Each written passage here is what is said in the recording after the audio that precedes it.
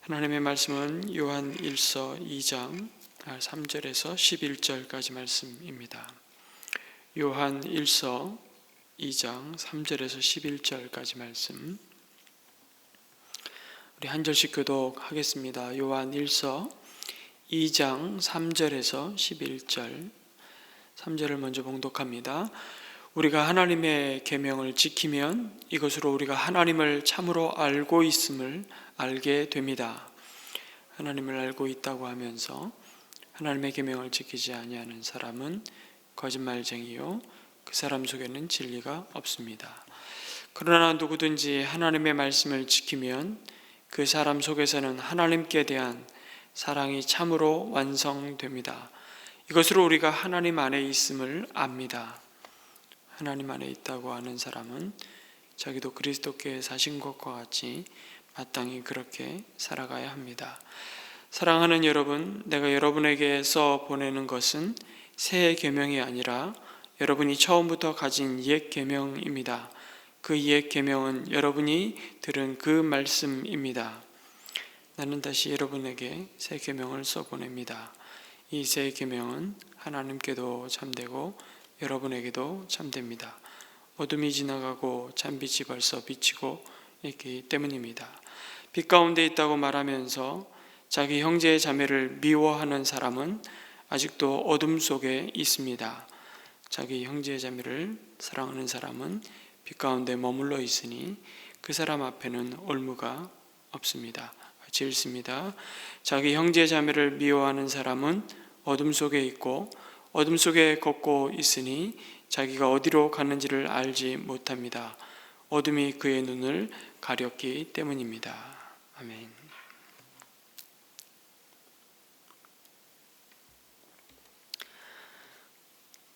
사도 요한은 교회에 쓰는 편지를 통해 교회들의 이단들의 문제점을 세 가지 면에서 바라보고 경계하라고 말씀합니다. 그 중에 첫 번째가 예수 그리스도께서 완전한 하나님이면서 동시에 완전한 사람으로 이 땅에 오신 분임을 부인하는 것이었습니다. 그 가운데 자주 들어보셨겠지만 초기 영지주의자들로 불리우는 자들이 바른 믿음을 훼손하게 만들었는데, 그들의 주장은 한마디로 영은 선하고 육은 악한 것인데 거룩하신 하나님이 어떻게 육신의 몸으로 올 수 있느냐는 주장이었습니다. 그래서 예수님의 성육신을 부정하는 것입니다. 두 번째는 초대교회 안에 도덕적으로 율법 폐기론자들이 일어났습니다. 우리는 그리스도로 말미암아 죄 사함을 받았고 우리는 다른 사람이 갖지 않은 특별한 그노시스 지식을 가졌기 때문에 이제 죄로부터 자유하다, 그러니 회개할 필요도 없다는 것입니다. 이미 이들은 하늘에 올라가 있는 자들이었습니다. 그러니 삶에 있어서 하나님의 말씀인 이 율법에 순종할 필요조차 없는 지경까지 간 것입니다. 이미 죄성 자체를 부정해버린 아주 초월적인 존재들이 되어버린 것이죠. 이것은 또한 헬라 철학의 여러분 잘 아시는 이원론의 깊은 영향이기도 했습니다. 육은 악한 것이고 이제 우리는 더 이상 육의 지배를 받는 자들이 아니다.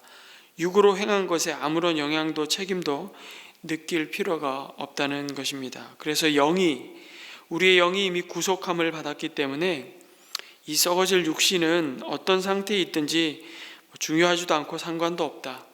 이 육신은 곧 사라질 것이고 그때 우리는 진정한 육신의 고통과 죄로부터 영원하고도 온전한 해방을 얻을 것이라는 주장이었습니다. 그러니 도덕적으로 이들은 심각한 타락과 방종에 휩쓸리고 말았습니다.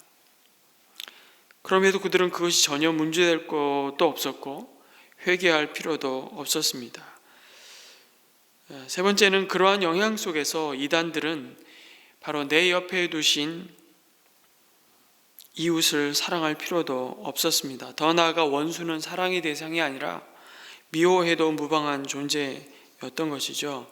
이러한 이단들의 모습에서 빛으로 오신 예수님을 영접한 성도들이라면 더 이상 계속 그러한 자리에 머무를 수가 없는 것입니다. 사도 요한은 주님이 머리가 되시고 그의 몸된 교회 공동체에 들어와 있는 거짓된 신앙에 오염되지 않도록 하기 위해 이 편지를 썼던 것입니다.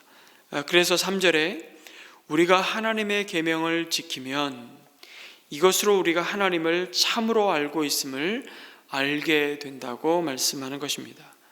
하나님을 알고 있다고 하면서 하나님의 말씀인 계명을 지키지 않는 것은 가장 모순되고 거짓된 신앙이라고 말씀합니다. 이 말씀은 말씀을 지키면, 다시 말해 성경대로 살아서 너희가 구원받고 의롭게 된다는 말씀이 아닙니다. 그럴 수 있는 인생은 없습니다.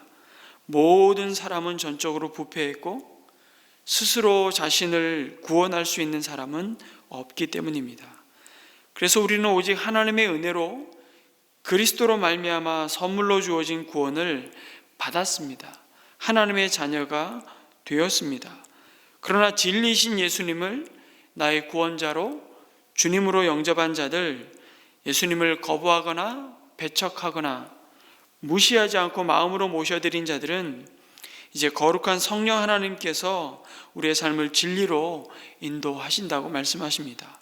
그리고 하나님의 뜻대로 살고자 하는 소원도 주시고 그렇게 살 수 있는 능력도 주시는 분임을 우리는 경험하게 됩니다. 그리고 여전히 우리 속사람이 그럼에도 옛 성품이 남아서 자신의 이기적인 욕심을 따라 고집대로 살다가도 하나님은 그를 교훈하시고 책망하시고 하나님의 성령의 감동을 따라 기록한 말씀으로 바르게 하시고 의로 교육하셔서 어떻게 하시죠? 돌이키게 하십니다. 그리고 회개의 자리로 나오게 하십니다. 이것이 정상적인 그리스도인의 모습입니다. 그래서 6절에 하나님 안에 있다고 하는 사람은 자기도 그리스도께서 사신 것과 같이 마땅히 그렇게 살아가야 한다고 말씀하시는 것입니다. 여전히 부족하지만 그리스도께 속한 자의 삶의 목적과 방향은 분명하다는 것이죠. 그리스도를 닮아가는 것입니다. 그런데 전혀 하나님의 말씀에 순종함이 없는데 내가 하나님은 안다, 그리스도께 속한 자라고 말한다면 그것은 스스로를 속이는 자일 수밖에 없는 것입니다. 하나님의 말씀이 곧 진리이기 때문입니다. 지금은 교회 공동체에 이런 거짓 가르침이 허다하게 퍼지고 바른 믿음에서 떠나게 되는 것은 결국 그들이 예수를 진정으로 영접하지 않았다는 반증이기도 합니다. 하지만 그런 주장을 하면서도 스스로 착각하고 있는 이유는 그런 가르침이 편하기 때문입니다. 이것을 소위 값싼 은혜라고 합니다. 구원은 공짜로 받는 것이지 뭔가를 행하고 그 대가로 받는 것이 아니라고 확신합니다. 네, 맞습니다.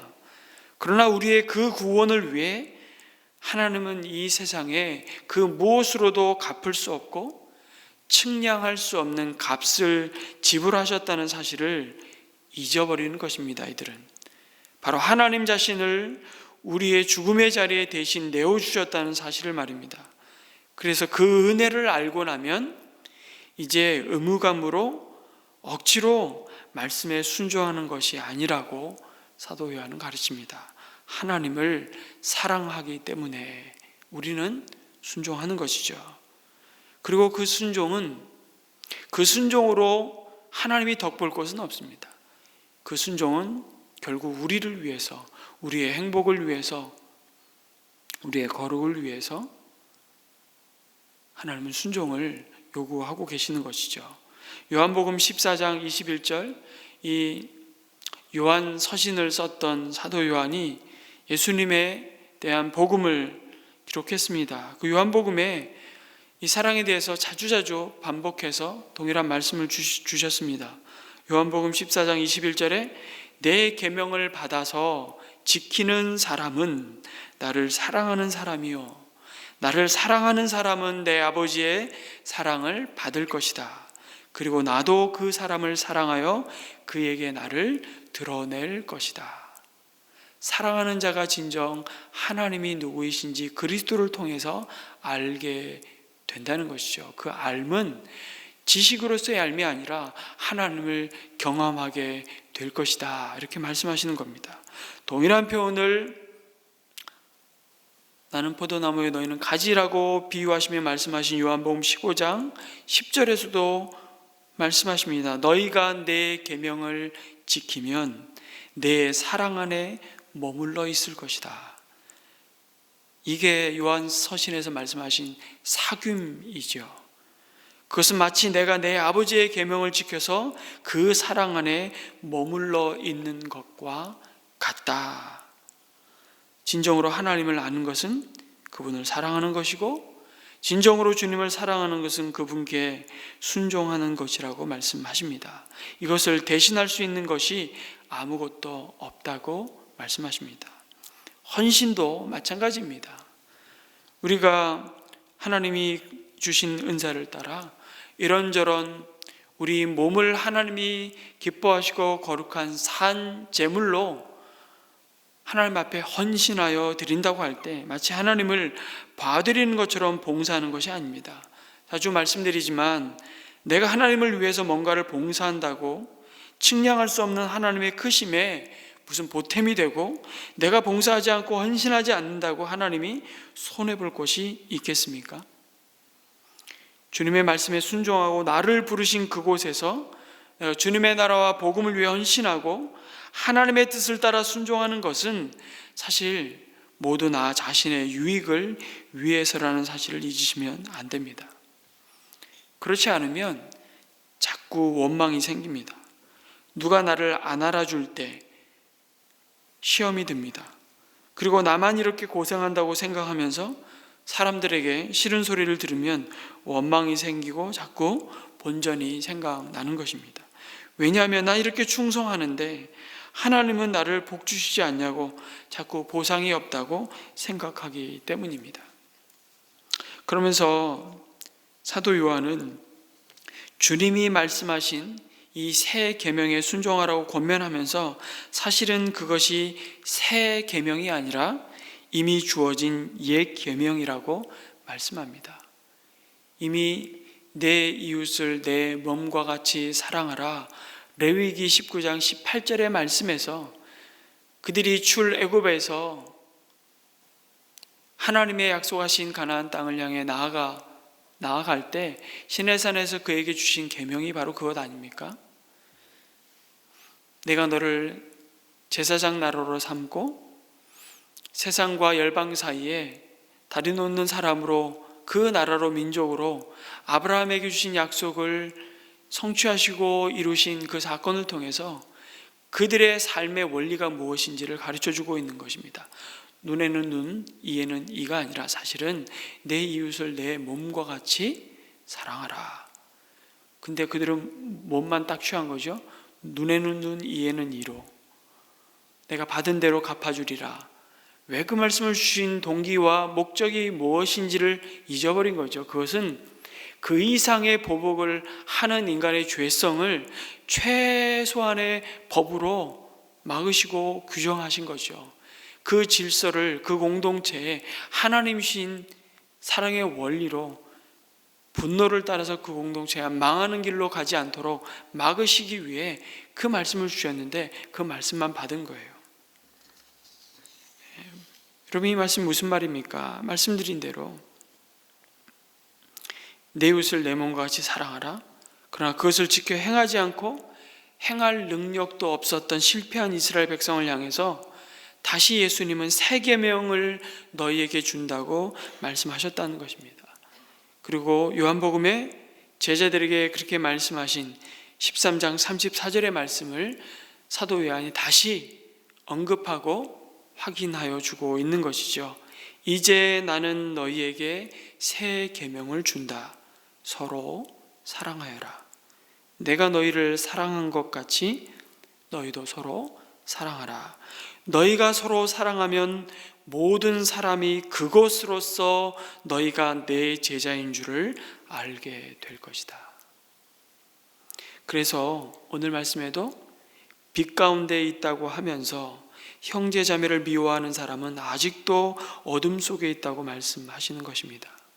그리스도 안에 생명의 빛 가운데 산다는 것이 바로 예수님이 십자가에서 이루신 그 사랑을 따라 내 옆에 두신 한 사람을 사랑하며 그를 위해 기도하며 섬기는 자리에 앉는 것이라고 말씀하시는 것입니다. 그래서 형제자매를 미워하는 사람은 아직도 어둠 속에 있다. 그런데 여러분, 그 미움의 어둠에서 용서와 사랑의 빛 가운데 사는 길은 내가 어떤 용서와 사랑을 입은 자인지를 깊이 생각하고 바라볼 때 비로소 시작됩니다. 그래서 여러분, 우리의 가진 인격으로 우리의 의지와 힘으로 사랑하고 용서할 수 없습니다. 우리는 여전히 희망이 없는 구제불능인 자들이었고, 그런 나를 용서하시고 사랑으로 덮으신 하나님의 은혜가 나를 세우고 나를 새롭게 하셔야만 가능한 삶인 것이죠. 그래서 우리는 이런 고백을 자신을 향해 해야 됩니다. 하나님의 은혜가 아니면 내가 그토록 미워하고 용서하지 못하는 그 사람보다 나는 더하면 더했지 덜하지 않았을 것이다. 이게 그리스도인의 모습이죠. 세상은 여러분 사랑의 원리가 아니라 늘 규칙과 법의 원리로 삽니다. 그러나 가만히 생각해 보십시오. 법대로 한다면 여러분과 저는 다 죽어야 했습니다. 성경 말씀이 계속 가르치는 것이 죄의 삭슨, 사망이라고 말하지 않습니까? 이렇게 죄를 짓고 죽어버리는 것이 법이라면 저와 여러분은 국물도 사실은 없습니다. 그러나 우리 하나님 우리를 너무 사랑하셔서 독생자 외아들을 우리에게 보내주셨고, 그 주님 때문에 우리는 그런 모든 죄에서 용서함을 받았고요, 하나님의 자녀의 신분을 얻게 된 것입니다. 우리가 오늘 존재하는 것은 그 하나님의 사랑 때문입니다. 그렇다면 우리의 존재의 원인이 하나님의 사랑이라면 우리의 삶의 방식도, 우리의 존재 방식도 사랑이어야 한다는 말씀을 하고 있는 것이죠. 제가 참 자주 드리는 예화인데요, 아시시의 성 프란시스가 제자들과 함께 금식하고 있었습니다. 그냥 금식하면 너무 쉬우니까 방 한가운데 팥죽을 펄펄 끓이고 있었는데요, 이 일화가 전해지는데 이 버전이 좀 다릅니다. 제자와 그 무리들이 시장을 지나가는 길에 펄펄 끓는 팥죽을 보고 그 팥죽 익는 냄새가 온 사방을 진동할 때 제자 가운데 한 사람이 그 유혹을 이기지 못하고 한 제자가 팥죽 끓는 솥에 숟가락을 집어넣고 퍼먹기 시작한 것입니다. 그래서 모든 제자들이 어떻게 바라보았을까요? 그 바라봄 자체가 그를 죽이는 것이죠. 째려보고 뚫어보고 무기만 안 들었지 규칙을 깬 제자 수도사가 그냥 죽을 지경이 되었습니다. 그러자 그 스승인 성 프란시스가 자기도 숟가락을 들고 같이 퍼먹기 시작한 것입니다. 그러면서 한마디 하죠. 너희들도 먹어라. 얼마나 많은 때 우리는 사람보다는 규칙에 더 많은 관심을 두고 있는지 모르겠습니다.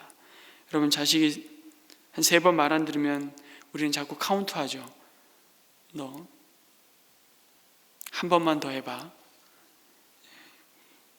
그래서 그 규칙을 어기면 여러분 경찰서에 집어넣는 법이 있겠습니까?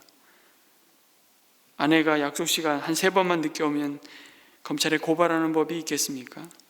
마찬가지죠. 가정이 규칙이 아니라 사랑으로 세워지고 유지되는 것을 우리 모두는 잘 알고 있습니다.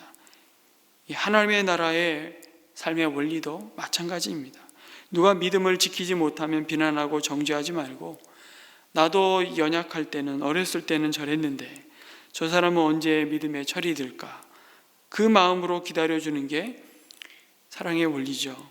성숙한 사람은 미숙한 사람들을 정죄하고 미숙한 사람들은 성숙한 사람들을 비난하면 그 공동체는 망합니다. 그 가정은, 그 목장은 재미가 없는 것이죠. 우리가 쉽게 하는 대로 하나님이 우리가 잘못할 때마다 우리를 여러분 버리셨다면 지금 이 자리에 있을 사람은 아무도 없습니다. 우리가 잘못할 때마다 하나님이 우리를 벌 주셨다면 우리는 지금 이 자리에 있을 사람이 아니죠. 하나님이 우리 꼴을 봐주셨던 것처럼 정말 누가 봐도 꼴 사나운 사람이지만 우리는 서로의 꼴을 봐 주어야 합니다. 여러분, 직장에 마음에 안 드는 인간이 하나 있습니까? 여러분 삶의 주변에 저 사람 때문에 내 마음이 편안함이 없는 사람이 혹 있으십니까? 하나님이 여러분이고 여러분이 그 사람의 입장이라면 어떻게 하실 거란, 우리가 어떤 사랑과 용서로 갚을 수 없는 은혜를 받은 자임을 늘 생각하면서 하나님이 주신 이 새 계명의 이 원리를 따라 살기로 삶의 원리를 바꾸고 그 태도를 바꿀 때 우리 가운데 하나님을 경험하게 되는 그 은혜를 누리게 될 것입니다. 여러분, 내게 잘해준 사람을 사랑하는 것은 누구나 할 수 있다고 말씀합니다. 하나님 없는 사람도 내게 사랑을 주고 도움이 되는 사람을 사랑하는 것은 다 할 수 있다고, 그 사람의 반응과 관계없이 하나님이 주신 이 새 계명의 삶의 원리를 따라 살라고 오늘 하루도 우리 믿음의 경주 가운데 하나님이 앞서 걸어가신 그 길을 따라가는 그 순종의 삶을 통해서 오늘도 우리가 새롭게 하나님을 더 깊이 경험하고 누리는 복된 하루가 되기를 주님의 이름으로 축원합니다. 우리 주신 말씀을 따라 오늘 하루도 그렇습니다. 여전히 우리 마음 가운데 가시와 같은 나를 아프게 하고 여전히 또 때로는 내 눈에 흙이 들어가기 전까지 용서하고 싶지 않은 대상들이 혹시 있으십니까? 내가 어떤 사랑으로 하나님 앞에서 내가 그와 같은 자였음을 기억하면서 그럼에도 불구하고 되갚을 수 없는 그 하나님의 은혜로 나를 사랑하시고 용서하신 그 은혜를 기억하며 오늘도 그 사랑의 원리를 따라 내 삶을 세워가겠습니다. 하나님 손 내밀게 하시고 그 원수를 위해 기도하라고 하신 대로 기도하겠습니다. 나는 사랑할 수 없지만 하나님의 사랑이 내 마음에 부음받으여 그 사랑으로 하나님이 주시는 그 삶의 길을 걸어갈 때 우리 가운데 약속하여 주신 우리에게 참 자유를 주시는 그 은혜를 누리게 도와주십시오. 기도했으면 좋겠고요. 오늘 수능을 보는 우리 자녀들을 위해서, 우리 가정을 위해서 우리 합심해서 기도하고 자유롭게 돌아가도록 하겠습니다.